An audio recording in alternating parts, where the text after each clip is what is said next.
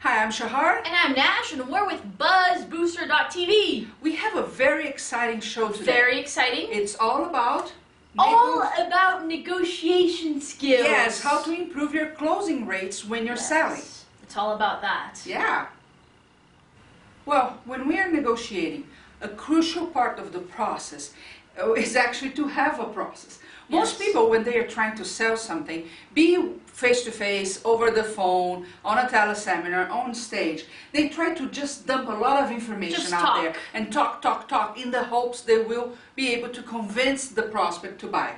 When that's not the approach, especially nowadays when the consumer has so much information and the whole process of selling is different. Well, we have developed a system that allows you to increase your closing rates every single time. It has a lot to do with the psychology and the way that the consumer is buying today. It's composed of 5 steps. 5 easy steps. The very first one? Find the broken windows. The second, you have to join the tango. And then incorporate mystery and rituals. Yes, and once you've done that, then you have to extract the wow. And finally, tie the knot. Yes. Well, I want to tell you exactly how to do all these things. Yes, we will. And today we are going to focus on how to find the broken windows. First, let's understand why find the broken windows. Did you know that in New York City, the cops, when they're patrolling a neighborhood, they pay special attention to homes that have broken windows in them. And when they do, they know to start paying more attention and more focus on that home day in and day out. And do you know why?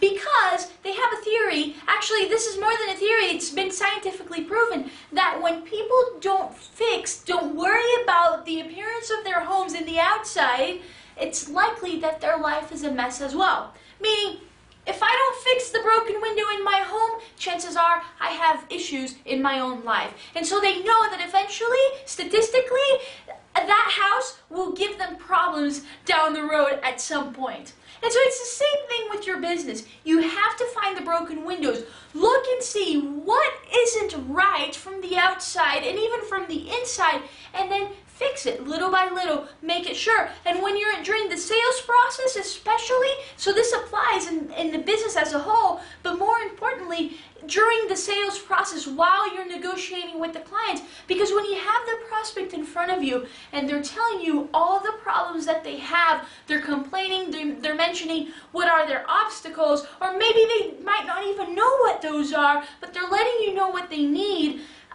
Try and spot the broken window in their business, because when you do, you'll be able to create instant rapport with them, because you'll understand exactly what they're going through, and then you'll be able to let them know what that is, and all of a sudden they're going to go, wow, you know what, you're right, that's exactly how I've been feeling, that's exactly what I've been going through, that's exactly what my business is going through.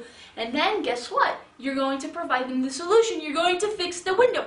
So, when you're negotiating, find the broken windows.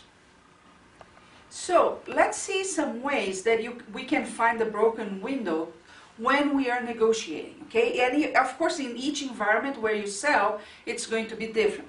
Now, there are several ways of doing that. Let me tell you, in a consulting situation, or if you're a coach, some ways you could find that.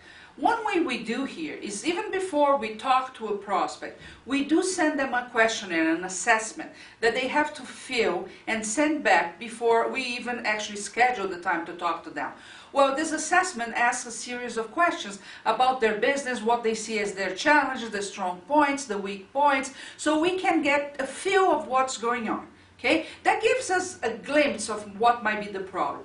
Understand that many times the prospect really doesn't know what the problem is, or thinks it's one thing when it's actually totally different. In our case, for example, it's very common that they think that they are not marketing right when the real issue is with the positioning they have at the moment. So we need to figure out that. And the way we do this is when we're face-to-face or over the phone, we allow them to speak. We actually ask them questions about what are their challenges at the moment, what are they doing, and according to what they answer, we ask more questions. So for a period of time, we are actually very silent, and we allow them to speak so we can find the broken windows in the process. You know, it's usually in the subtext that you find that. So it's very, very important to listen at this point. Again, when we are selling, we tend to think we need to control the whole thing and talk a lot, and that's not true. Listening is 80% of closing the sale, because it's when you're listening that in the subtext, in the sublines,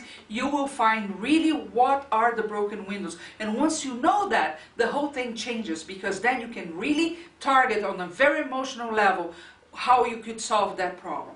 So this is one way. Of course, when you're doing a teleseminar, you will have to study your audience, your ideal client beforehand, and by experience you will know what's the average problem, what's the more emotional problem in the process, and you will address that. On a sales letter, you see that happening all the time, don't you? When you see a headline like, "Are you tired of? I don't know, usually questions that say, "Are you tired of being fat? Are you tired of not having money?" Right? So they kind of paint the broken windows for them with questions, because what they're trying to do really is say, "Oh yes, I'm aware I have that problem. Oh yes, I am aware that I have that problem." So that's when you show them the broken windows on a sales letter. Okay? So I hope this helps you, because it's really, really crucial that not only you pinpoint the broken windows, they become clear to your client, because of course then they want to change that, therefore they will need your services, right? And allow them to talk, and you listen a lot, because they will show you the broken windows in the subtext. It is usually not as obvious as you might think, or your client might think it should be.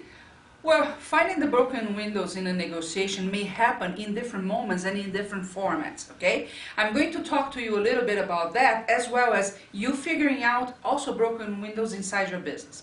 So for example, the other day, I was in the mall and I was looking for some clothes. I saw this store of beautiful things outside, so I went there and I saw this jacket, and it was really, really pretty jacket. So I started looking at that, and then of course I wanted to know the price, right? So I was looking for the tag and I couldn't find it. Here comes the saleswoman. So the negotiation process is started, right? And she comes, "Can I help you with something?" And I said, "Yes, I'm trying to find the price for this jacket." And she right away went and said, "Oh, this is a pricey one. This is one of those ones." And then she found the price, which was under $100. And she said, "Yeah, I know, this is really a pricey one. We have other stuff there." She totally screwed up the negotiation, didn't she? I mean, I really think this is unacceptable. Somebody working in a business cannot give their opinion if the price is too high, right? It's not up to them to do that. And at that moment, she didn't know if $100 was a high price for me or not. Second, she didn't talk anything about the value, the quality of that jacket. She just stated it was priced. It was priced in her mentality, and she did a huge disservice for the business. That's a big, big broken window. Those people should be trained a lot better. They shouldn't be allowed to say such a thing. It's just inconceivable that that happens. Big broken window in a business, and she just screw up the negotiation, because she didn't try to sell me on something else, nothing. She just stated her opinion about that item. Very, very, very, very bad broken window. Now, in a business, you have to see what are the other places also that you could have a broken window, even if it's outside the negotiation, because it impacts your conversion. For example, if you have a restaurant and I sit, which happened by the way the other day, I sat with some friends at the restaurant, and when I stood up, I had this line here on my belly. It does touch the table, but the table was dirty, so it just ruined my shirt. Very big broken window is telling me a lot about that restaurant and the quality. So again, they did break a negotiation, because guess what? I'm not going back. Same thing if you have dirty bathrooms in your business. Very common in offices where they share offices with other people, that the restroom is the least they pay attention to, which is part of the whole image of your business, right? So finding the broken windows, you have to first figure, everything that could be wrong there that you could fix. A rude receptionist or a receptionist talking on the phone while there's somebody in front of them willing to buy. That happens quite often too. So find in your case which are the places where you could have a broken window and fix. And in the negotiation, I hope you got a very good idea on how that happens. Like I told you, there are very different environments where you're negotiating, like a person coming to your store and having a salesperson saying something wrong. So you have to figure, in your case or in the case of your clients, where the broken windows are and fix it right away. So when we're face to face with the client, or when we're over the phone, it's actually quite simple to figure out and discover the broken windows. But when you're doing it through a direct mail piece, or when you're doing it online on a sales page, or something like that where you don't actually have the prospect in front of you, that becomes a little more challenging. So my tool for today is a book. That's right, a book.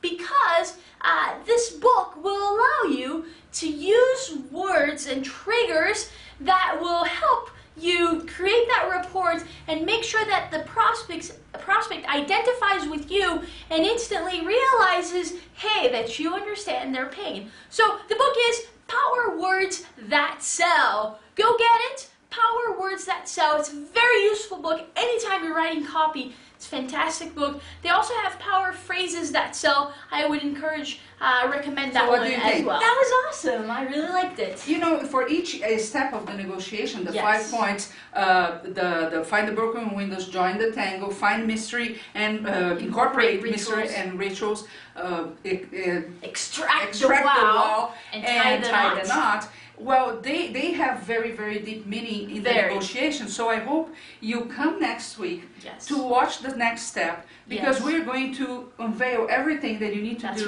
to close more in every single sales process you have. Pay close attention to it, and then guess what? Implement it. Start doing it, because it will truly make a difference in your business. Yes, it will. See you next time. See ya.